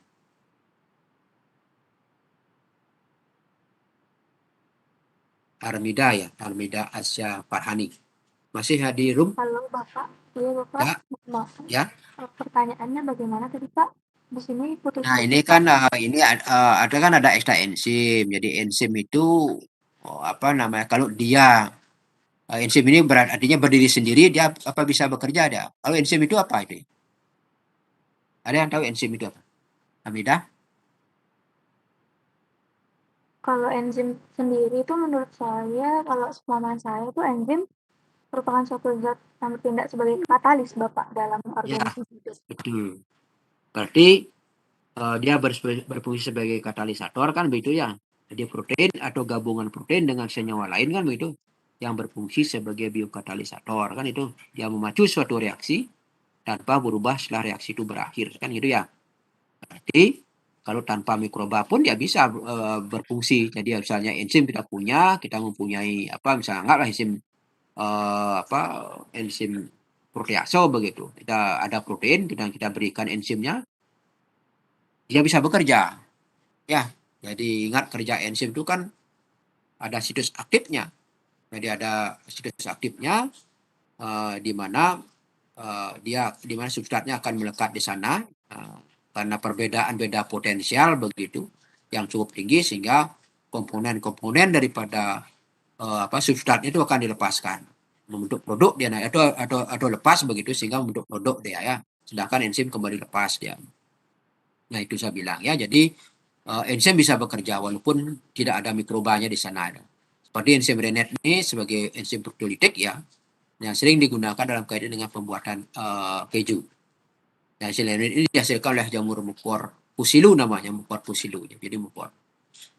Jadi nah ini juga bisa dalam kaitan dengan SCP, single cell protein juga banyak dimanfaatkan dalam kaitan dengan rhizopus ataupun mukor nih ya.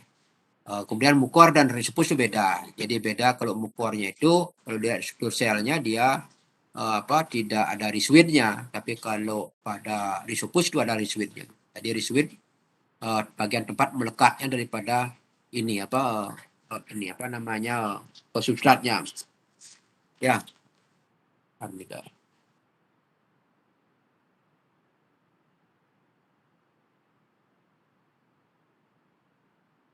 Ya.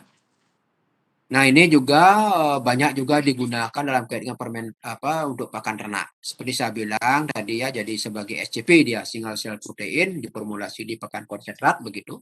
Sehingga nilai N-nya akan bertambah dia. Nilai N bertambah berarti asupan N pada ternak itu akan lebih banyak sehingga pertumbuhannya akan meningkat. Nah, itu digunakan dalam kaitan formulasi pakan ternak dia sebagai pakan konsentrat. Kemudian kalau yang merugikan tuh banyak, jadi ada pelapukan pada kayu, kemudian ada kerusakan pada makanan ya. Jadi misal kalau makanan dibiarkan begitu ya cepat rusak dia. Kalau roti dibiarkan ya jadi dalam waktu 3 hari barangkali sudah ditumbuhi oleh jamur dia.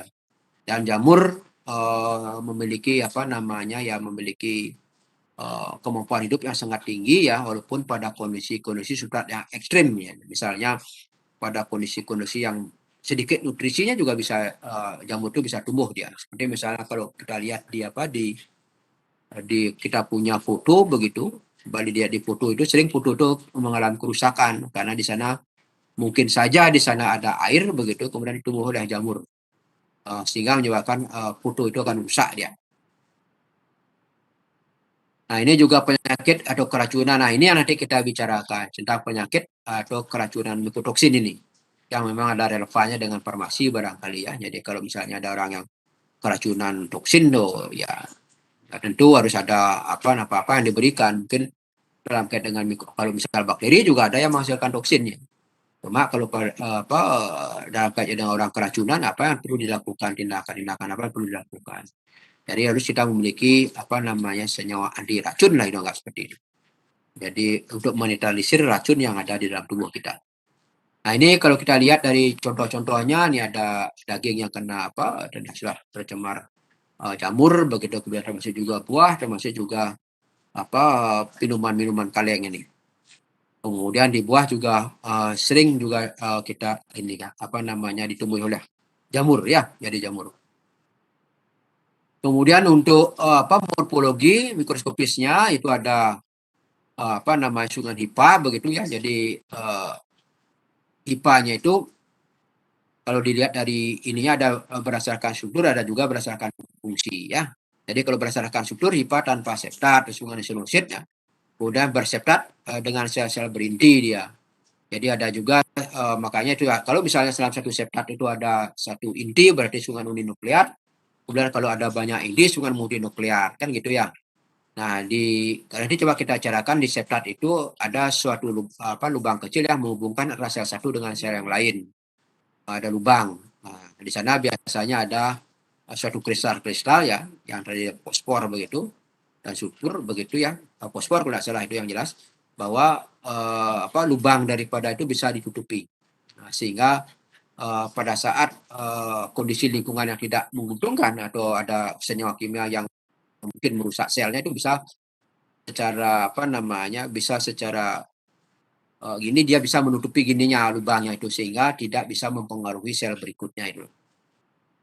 Ya. Jadi fungsi berdasarkan struktur. Kalau berdasarkan fungsi ada sungai HIPA vegetatif dan ada juga HIPA generatif ya. Jadi kalau HIPA vegetatif berfungsi untuk bertanggung jawab terhadap pengambilan makanan barangkali. Kemudian kalau HIPA generatif ya bertanggung jawab terhadap bentukan spora dia. Nah, kumpulan daripada HIPA itu sungai miselium ya. Kemudian ada modifikasi daripada HIPA. Jadi modifikasi ini bisa berbentuk sklerotium artinya ikatan kompak betul. Jadi pergunakan dalam kondisi-kondisi pertahanan daripada jamur itu. Pada kondisinya lingkungan yang kurang bagus begitu, dia bisa membentuk ikatan miselia yang kompak yang disebut dengan sklerotium ya untuk pertahanan. Nah, ini struktur HIPA ya. Ada sel seperti saya katakan tadi bahwa ada 1,3 juga sekidin ya. Jadi 1,3 beta 1,3 glukan dan beta 1,3. Maka kalau misalnya ada anti jamur begitu, biasanya yang bekerja itu ada enzim-enzim yang mampu menguraikan atau mendegradasi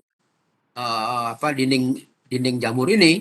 Ya, misalnya dia menghasilkan, karena jamur itu juga bisa menghasilkan seperti misalnya trichoderma itu kan dia bisa menghasilkan 1,3 beta glukonaso namanya dan beta 1,6 glukonaso ya. Nah, ini saya bilang ada septum di sini. Jadi septum ini ada lubang di sini yang menghubungkan sel satu dengan sel yang lainnya. Nah, ini sungai sinusit ya, sedangkan ini HIPA berseptat. Jadi kalau misalnya ada banyak inti sungai multinukleat ya. Nah, kalau digambar di bawah ini saya bilang ada lubang ya. Jadi lubang ini ada kristal yang saya bilang kristal yang disebut dengan woronin bodies namanya. Jadi woronin bodies namanya. Kristal-kristal ini. Kalau tidak salah dia terjadi fosfor ya, fosfor. Nah, ini bisa menutup lubang ini sehingga pada saat ini dia tidak akan mengenai sel berikutnya. Kemudian pada saat dia menumbuhkan ini pada bagian ujungnya yang melakukan penetrasi barangkali pada bagian ujungnya. Nah, itu ya.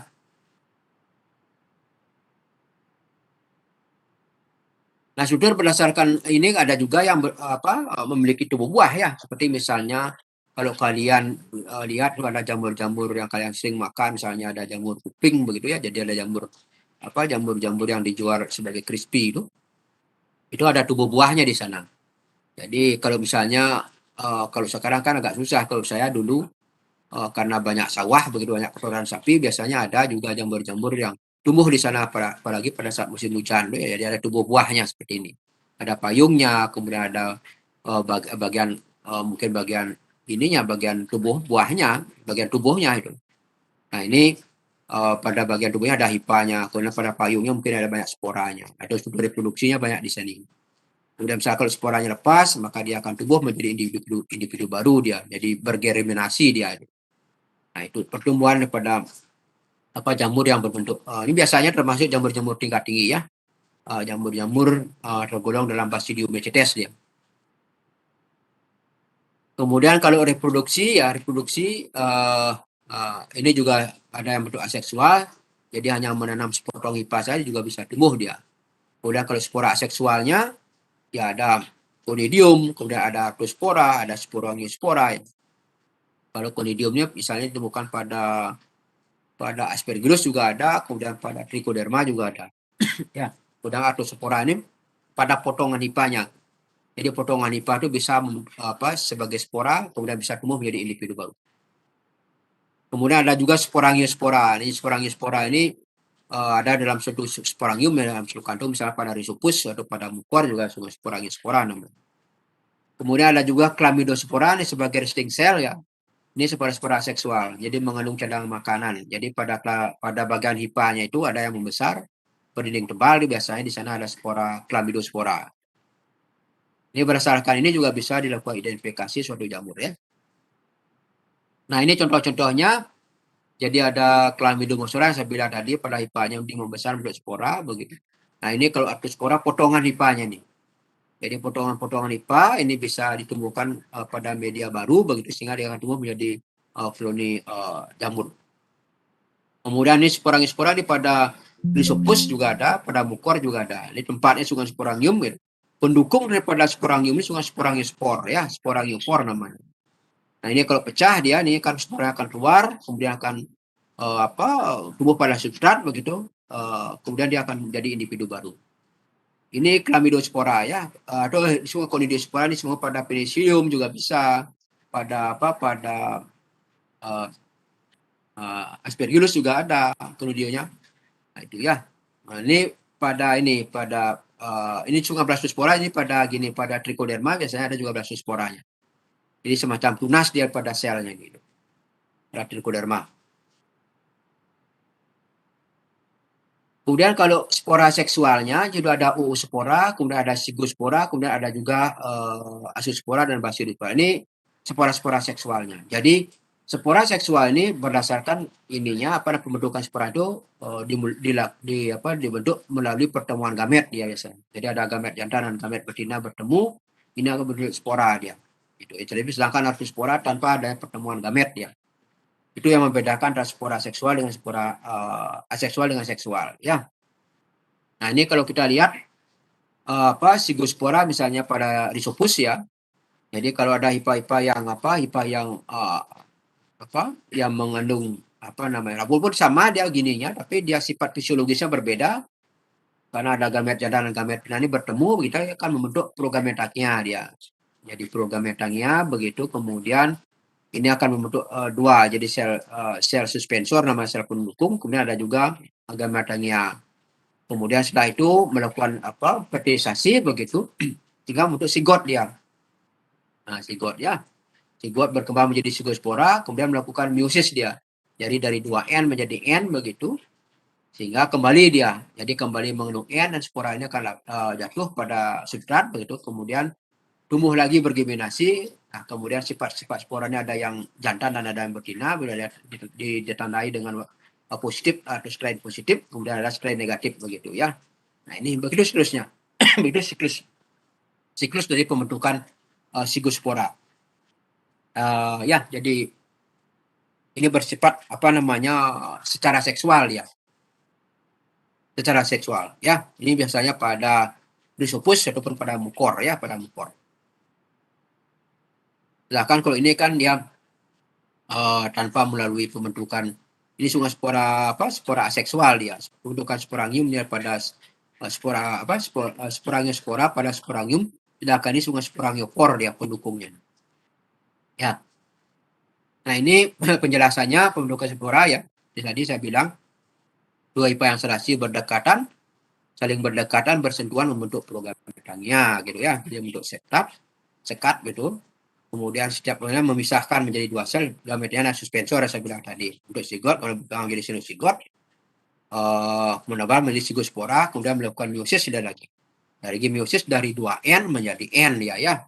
Demikian seterusnya untuk pembentukan siklus hidup daripada zygospora. Kemudian kalau azospora seperti ini ya. Hanya bedanya di sini dia membentuk askus dia. Jadi membentuk askus pada proses seksual daripada jamur-jamur yang membentuk spiral pada kamir juga bisa dia membentuk seperti ini ya. Kamir lain gini, ada yang membentuk azospora juga dia. Jadi jamur jenis jamur lain ya, untuk membentukkan kelompok daripada Ascomycetes. Jadi ada hipa yang serasi juga sama, jadi ini bersatu begitu, kemudian ini melakukan kontak begitu antara antheridium dan ascogonium ini. Antheridium kan gamet jantan, ascogoniumnya gamet betina yang mengandung spora. Ini kontak begitu bentuk badan buah begitu. Kemudian pada badan buahnya ini pada bagian sisinya ini akan timbul disebut askus, jadi askus dikariot ya. Kemudian bersifat diploid dia ininya penyatuannya itu. Kemudian melakukan meiosis dia lagi. Jadi meiosis itu dari 2N menjadi N dia. Begitu selesai sampai membentuk spora, kemudian kembali membentuk ini badan buah ini, kemudian sama seperti ini. Di dalam badan buah ini ada spora-spora yang bersifat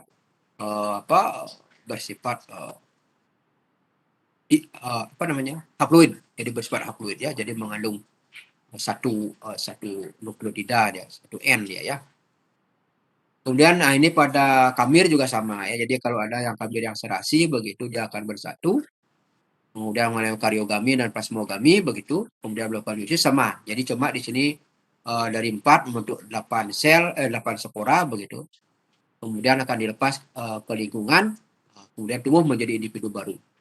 Ya. Jadi ia membentuk 8 spora. Sedangkan kalau pada spora ini itu lebih banyak dibandingkan dengan spora seksual ya.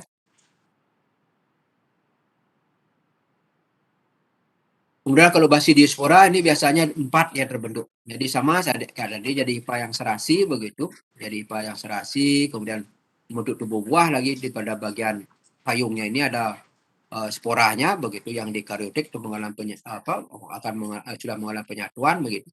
Kemudian juga mengalami meiosis dia nih. Cuma meiosis pada bedanya di sini adalah dia membentuk 4 spora dia. Jadi basidium dengan 4 penjuluran. Sedangkan pada asiospora sampai 8 dia bentuk. Ya. Nah ini kalau oospora ini ada antheridium dan oogonium begitu. Antheridiumnya adalah gamet jantannya, kemudian oogonium tempat daripada ininya sporanya begitu. Sedangkan oosphere adalah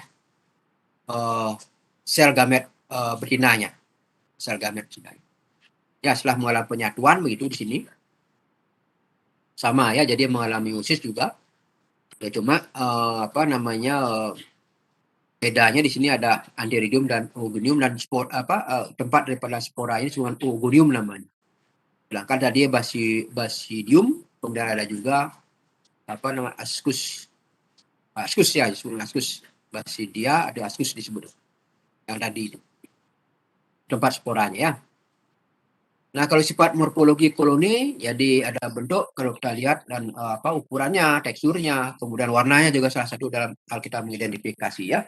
Kemudian seperti tadi juga secara molekuler juga bisa kita lakukan dengan melihat ITS-nya juga, ITS 1 dan ITS 2-nya. Nah, seperti tadi ada 18 sRNA, kemudian ada 5.8 sRNA dan ada 28 sRNA. Nah, di antara sekuens DNA yang ada pada 18 sRNA dengan 5.8 itu ada ITS 1, kemudian ada ITS 2. Itu sekuens DNA yang nanti bisa dilihat variasi genetiknya atau urutan nukleotidanya. Nah, itu salah satu digunakan dalam kaitnya mengidentifikasi jamur secara molekuler dengan menggunakan PCR itu. Dengan catatan primer harus punya ya. Jadi kalau PCR tidak bagaimana memperbanyak memperbanyak DNA secara in vitro. Jadi tentu harus tahu juga gini ya, komponen-komponen apa yang digunakan terkait dengan kita menggunakan PCR itu. Jadi harus ada template-nya, kemudian harus ada primernya, kemudian harus ada DNTP-nya, kemudian harus ada tag polimerasenya yang nanti akan mengaplikasi sekuens DNA-nya itu. Seperti misalnya kasus dalam kita mendeteksi COVID-19 ini kan ya harus kita punya template-nya. Jadi template kan sampel orang itu. Dan primer yang kita miliki jadi untuk bisa mengamplifikasi bagian spesifik daripada ininya template itu soalnya sama-sama ini yang digunakan sebagai menentukan dalam hal ini kita mendiagnosis COVID itu misalnya. Jadi sudah primernya, kemudian ada template-nya, ya template adalah sampelnya, kemudian harus ada DNTP-nya, kemudian harus ada tag polimerase yang nanti bisa mengamplifikasi DNA itu. Gitu. Jadi dilihat nanti di elektroforesis. dengan menggunakan gel agarus begitu ya. Jadi dilihat profilnya harus ada marker di sana. Jadi marker virusnya itu. Jadi kalau misalnya bagian markernya itu satu garis dia dengan markernya itu sudah menunjukkan bahwa mengindikasikan bahwa sampel itu terdeteksi. Begitu juga dalam kait dengan mengidentifikasi jamur. Biasanya amplifikasinya sekitar 500 ya, 500 atau di bawah 1000 lah biasanya untuk amplifikasi DNA bakteri jamur. Sedangkan kalau bakteri udah sampai 1.500 di atas 1.000 biasa. Untuk mengamplifikasi baru kita bisa lihat membedakan sekuen DNA pada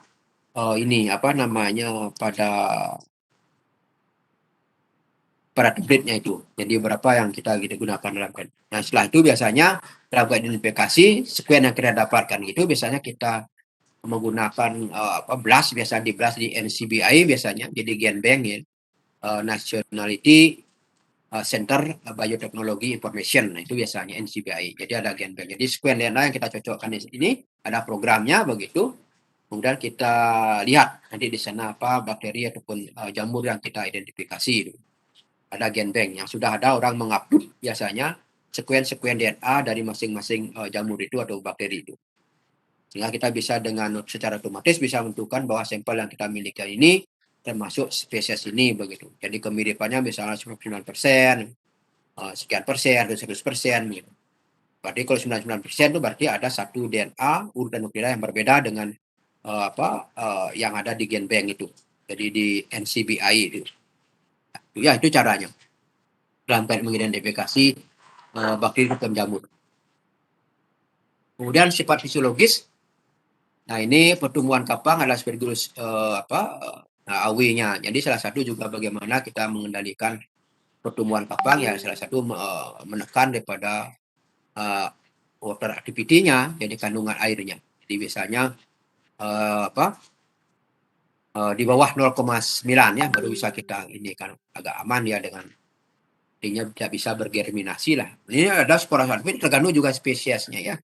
Ya ada juga yang bisa tumbuh pada 0,62 0,93 bisa 0, penicillium bisa tumbuh pada 0,99 untuk AW. Jadi water activity kandungan air pada substrat itu. Kemudian kebutuhan temperatur ada termofilik, kemudian ada mesofilik, kemudian ada psikrofilik. Jadi di bawah 0 derajat juga bisa ada yang tumbuh jamur ini.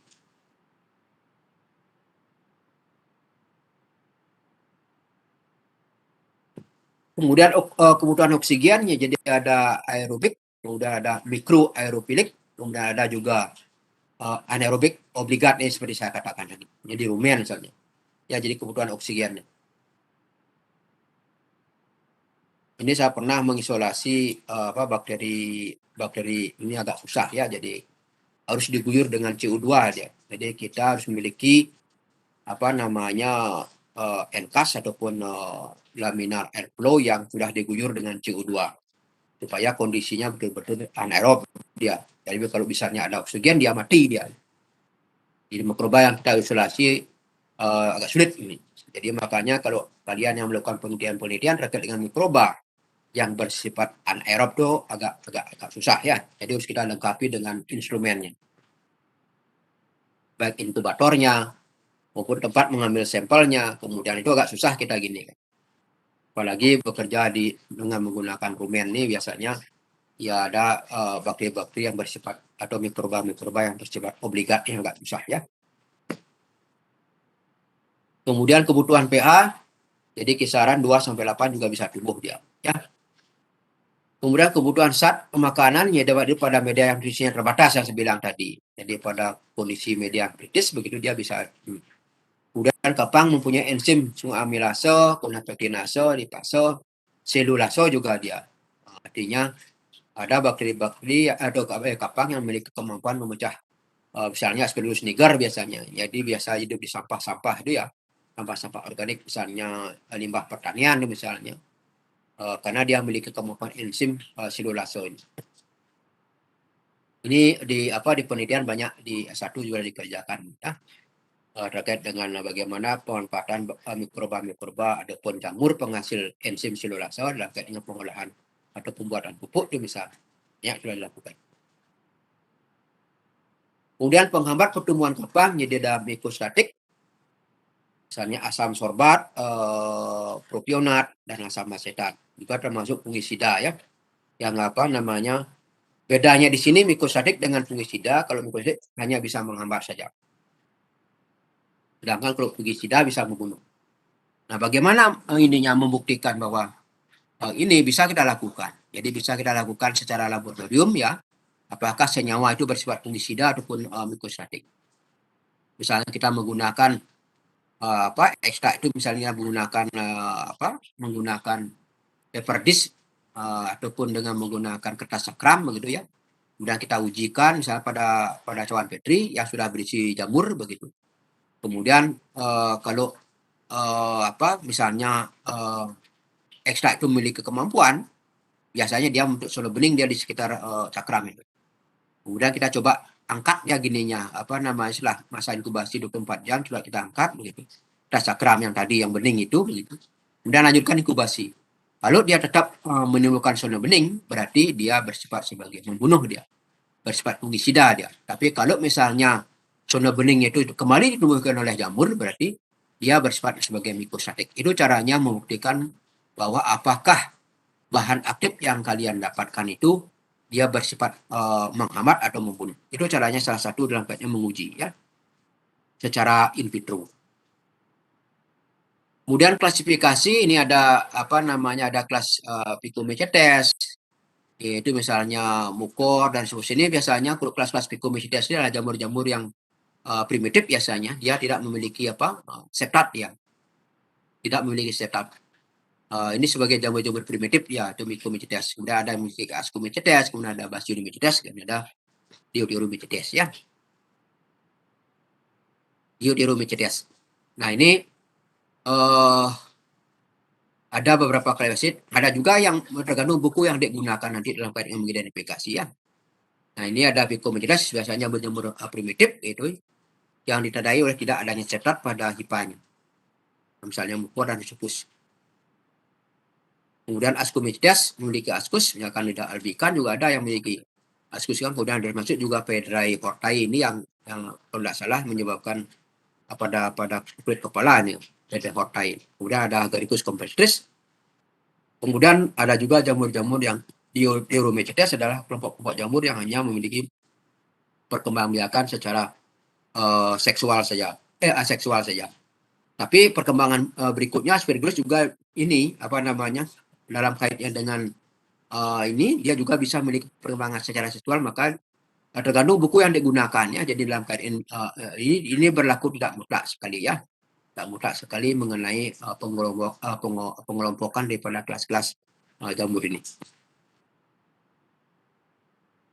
Nah ini coba mukor dan disebut saya inikan bedanya di sini ada rhizweednya ya, ada rhizweed, di sini tidak ada rhizweednya pada mukor.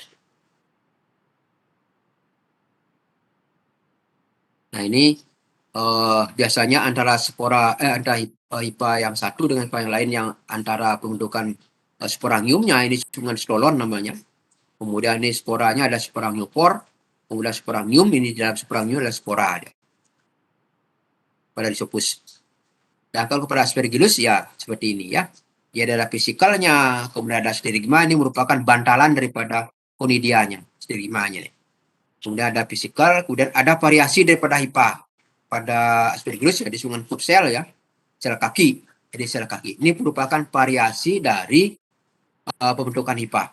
Ya, itu disebutkan foot cell ya. Nah ini contoh-contohnya ya, contoh-contoh yang saya tidak akan ginikan lagi. Kemudian yang menarik lagi ya, ini kelompok Basidiomycetes adalah ada jamur mushroom ini. Jadi ini adik bisa teliti ini ya terkait dengan mushroom ini. Jadi karena dia mengandung zat psilocybin atau psilocybin setelah masuk dalam tubuh menghasilkan psilocina dia. Nah ini menyebabkan terjadinya halusinasi di mana menyebabkan orang itu menghayal. Jadi merasa gembira saja itu misalnya. Ya karena dia mengandung psilocybin. Ini jamur meslin ini. Nah ini saya bilang.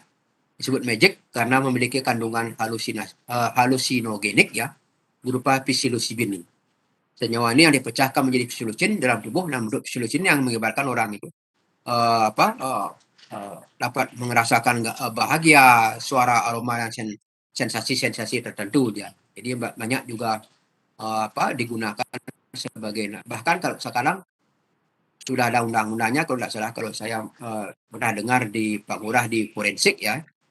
Pak Ngurah itu salah satu alumnus kimia yang bekerja di forensik, sudah pernah menceritakan bahkan ini sudah diundang-undangkan sebagai obat terlarang bahkan ini ya. Jadi karena dia mengandung psilocybin ini di dalam tubuh, mengubah jadi psilocin yang menyebabkan orang itu bisa berhalusinasi. Nah, ini isolasi jamur tidak begitu susah ya. Jadi dalam kelompok jamur kemudian dilakukan dengan metode pengenceran, kemudian isolasinya kita tubuhkan secara medium baru ya, dengan menggunakan media baru, kemudian kita inkubasi. Setelah mendapatkan kultur murni, mungkin kita simpan dalam bentuk media miring dia nanti. Jadi media miring ini adalah media agar begitu ya, jadi dipanaskan, kemudian dimiringkan dia, kemudian dia akan membeku. Apa tujuan pemiringan ini? Ada yang bisa jawab?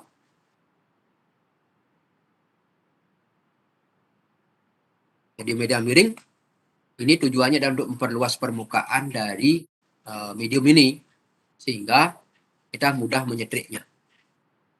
Nah, itu semua media miring ya, jadi mudah menyetrik, kemudian kita simpan di kulkas. Saya kira itu untuk pertemuan hari ini. Kalau ada yang ingin ditanyakan, silakan. Ini ada 93, cukup banyak ya. Jadi cukup banyak, mudah-mudahan semuanya goal nanti. Jadi goal, jadi jadi sarjana farmasi, kemudian bisa lanjut ke profesi.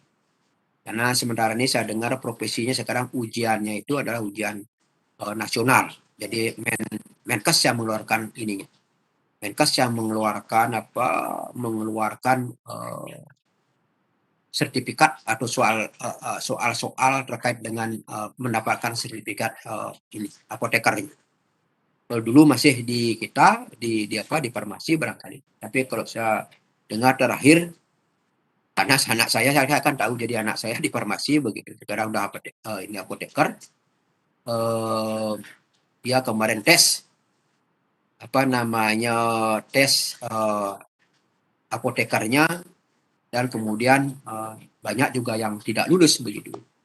Nah, itu saya wanti-wanti dari sekarang, pelajari dengan serius.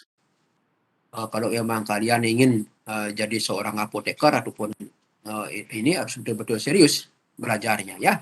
Jadi jangan tanggung-tanggung, karena saya lihat pengalaman, saya yakin kalian juga seperti itu.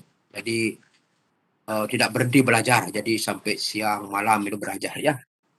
Karena pengalaman saya lihat dari anak saya yang sudah di farmasi, tamat farmasi, kemudian mengikuti apoteker, kemudian apoteker dia tes kemarin, jadi sudah sudah was-was juga tidak lulus begitu.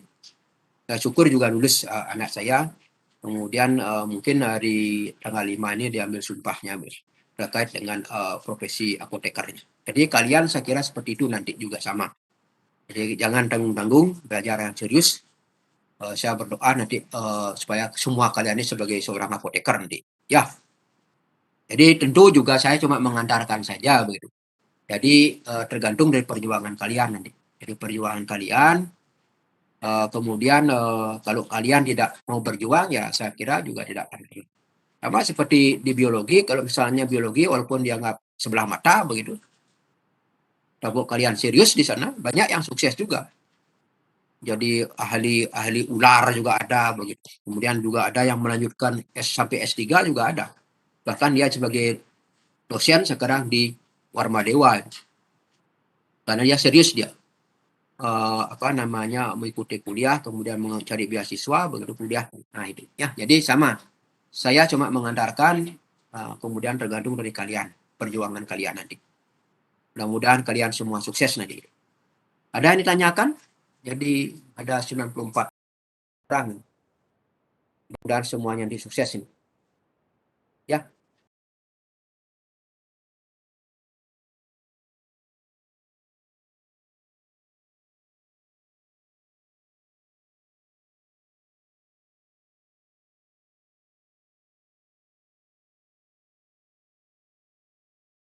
Yang tidak ditanyakan saya pertemuan tadi saya akhiri nanti.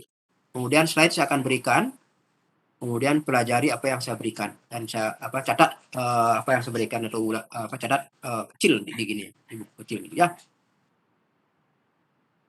Oke, kalau tidak ada saya hitung dari 3 2 1 ya, jadi kalau ada pertanyaan saya anggap kalian sudah mengerti. Kemudian saya siap, artinya kalau misalnya di diskusi semasih saya bisa menjawab, saya akan berikan. Tapi kalau saya tidak bisa menjawab, ya saya akan pilih dulu, kemudian kita diskusikan deh, karena manusia itu tidak ada yang sempurna. Ya, itu intinya. Oke, saya izin live ya. Selamat sore, mudah-mudahan semua tetap sehat. Ya. Selamat sore Pak, terima kasih banyak. Selamat Hari Raya Pak. Terima kasih banyak Bapak. Selamat Hari Raya bagi umat Hindu ya. Selamat Hari Raya. Selamat sore Pak, terima kasih. Sukses.